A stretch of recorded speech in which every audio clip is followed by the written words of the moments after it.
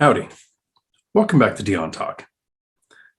Why the 1% rule is flawed and outdated. If this is your first time to my channel, the goal of my content is to help the average person realize that you can reach financial freedom and make work optional in 10 years or less, even if you're not starting from the best position. I'm going to do my best to make sure that this video is not a rant. I do have some rant videos. I usually make that style of video when the subject frustrates me so much that I can't keep the emotion out of my voice. And I want to forewarn people when they watch the video that I'm actually frustrated about that topic so much that it's going to seem like I'm actually angry in that video. But for today's topic, I'm not frustrated enough to be angry, but I am frustrated enough to make this video. Usually the topics that frustrate me are things that are costing people tens or hundreds of thousands of dollars in money, especially for newer investors or somebody who hasn't even bought their first investment yet. Topics like, you need an LLC to own rental properties.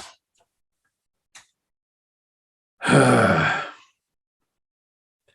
only is this not true, but it creates a lot of problems for a newer investor and doesn't give most of the benefits that people expect it will. However, I'm waiting until I have at least 10,000 subscribers on my channel, because when I make that video, I'm going to be pretty blunt and I'm probably going to piss off a lot of people and we're going to lose some subscribers.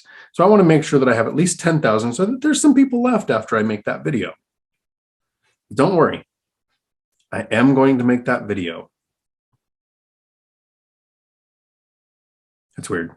Normally when I talk about something that I'm going to delay and put off to another day, some guy sticks his head in here and says, but not today. Like it's a catchphrase or something. But not today. Merci, Jean-Luc. Another example of a topic that I'm going to do a rant on would be, spirits told me to tell you not to buy rental properties now. Wait for the crash or the correction.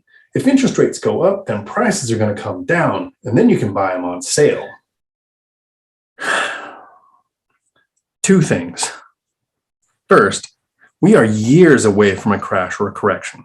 People have been calling for a crash or a correction since 2013. As soon as home prices went above where they were in 2008, people have been saying, prices are so high, this is unsustainable, prices have to crash, don't buy now, wait for the crash or correction. Costing people that could have invested between then and now 9 years of cash flow, appreciation, principal pay down, all the tax benefits. And second, if rates go up, that doesn't mean prices come down. The last time rates doubled in the 1970s, home prices tripled because interest rates don't set home prices. It's a supply and demand issue, and wages are a factor. Wages set prices, and we're seeing record wage inflation. But let's say he's right.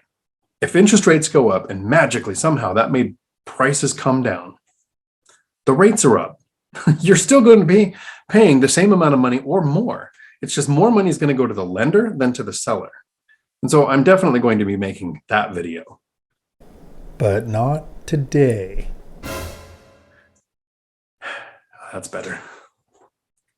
Also, if you're curious and you would like to see a video on why but not today is in all of my videos, let me know in the comments below by saying, yes, today. Here is why the 1% rule is outdated. In 2010, it made sense to have a screening metric. There were so many properties on the MLS that we needed a way to filter down to the ones that we were going to look at. So a lot of people adopted the 1% rule. The Google definition of the 1% rule is that it is a strategy used in real estate investing to figure out your cap rate. It states that when evaluating properties, investors should calculate that the rents per month are at least 1% of the value of the purchase of the property. In 2010, it made sense to have a metric to filter down from the massive number of deals that were on the MLS to the ones we were going to look at. But let me ask you, currently, in your market, are there thousands of deals that you need to filter down to look at the 1 or 200 that you're going to look at? Or are you a human living on Earth where in most markets, there's a few dozen deals on the MLS. This is why I say the rule is outdated. We are not currently in a market where it would make sense to need a filtering system to take thousands down to the hundreds we're going to look at, when in most markets, there's not even hundreds to filter through.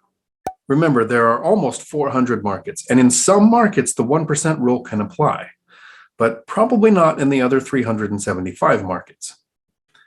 Here's why hearing so many people talk about the 1% rule like it's still applicable in all markets is that I hear new investors say, I can't buy a rental property because I can't find any properties that meet the 1% rule. Well, no screaming eagle dookie. They don't meet the 1% rule in my market either. But I've still been able to acquire 16 rental units where my average cash flow per door is over $630. And they don't come close to meeting the 1% rule. And first year, my average cash on cash return is over 10%. Currently, since I've owned them a couple of years, my overall cash on cash return is over 20%. And I wouldn't have any of these deals if I waited for one to hit the 1% rule, because they still don't. Even getting a 20% return, they don't hit the 1% rule. So anybody sitting on the sidelines, looking at deals, trying to find the one that does hit that rule, is either going to wait forever or be forced to buy in a war zone where it's usually easier to hit the 1% rule, but you can't safely go there to collect the rents or send a property manager there to collect the rents. So instead of the 1% rule, I use the cash on cash return method. And yes, math is only step one. I have some other search criteria that help me run a profitable and stable six-figure side hustle with real estate rentals. On top of that, the market that we're in, the current market, is only half the story. The other half of the story is the actual flaws with the 1% rule. What if you live in an area where you have a $500 a month HOA or no HOA at all? What if you're in a state where there is $1,000 a year in property taxes or $16,000 a year in property taxes? You ever get over to New Jersey, Nash? Not if I can help it. What if the property is 100 years old and has never been upgraded? What if it's only 2 years old? Did the 1% rule make more sense when interest rates were at 6% or when interest rates were at 3%? Relying on this rule is either going to have you waiting forever or looking at deals that it might not make sense to buy. Anytime I bring up these flaws, somebody feels obligated to say, but in my market, it still works. And like I said, there's almost 400 markets, and in some of them, it's going to work. My concern is not the investor who is successfully finding deals that meet the 1% rule, which I have never done. My concern is the new investor thinking that a deal that doesn't meet the 1% rule is not worth pursuing when it might be a deal that gets a great return. And it's not always the new investor that's feeling like this. I know people who were buying rental properties in 2010 and 2011 who haven't bought one since because they can't meet the 1% rule, and they're still convinced that that's the only way to make money. Like my brother. David, buy another rental. Remember, my overall cash on cash return is now over 20% cash on cash, and I've still never purchased a property that met the 1% rule or is meeting the 1% rule now. I hope I made you think. Until my next video, thanks for coming to my Dion Talk. We're sorry, the number you have dialed is not in service at this time.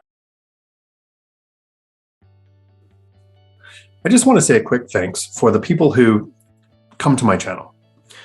I'm releasing this video on January 6th, 2022. The 1 year anniversary of the first date that I released a video, January 6th, 2021. My goal was to make a channel where I could answer some questions because I was in the Facebook groups and the BiggerPockets forums, and it seemed like a lot of times the same question came up, like, do you need an LLC? So I made videos thinking that when a question comes up, I could send the video as an answer. And my goal was to make 5, maybe 6 videos.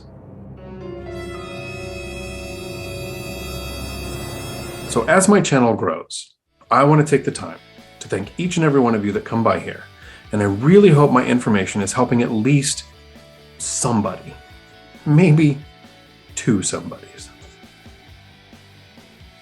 Ciao.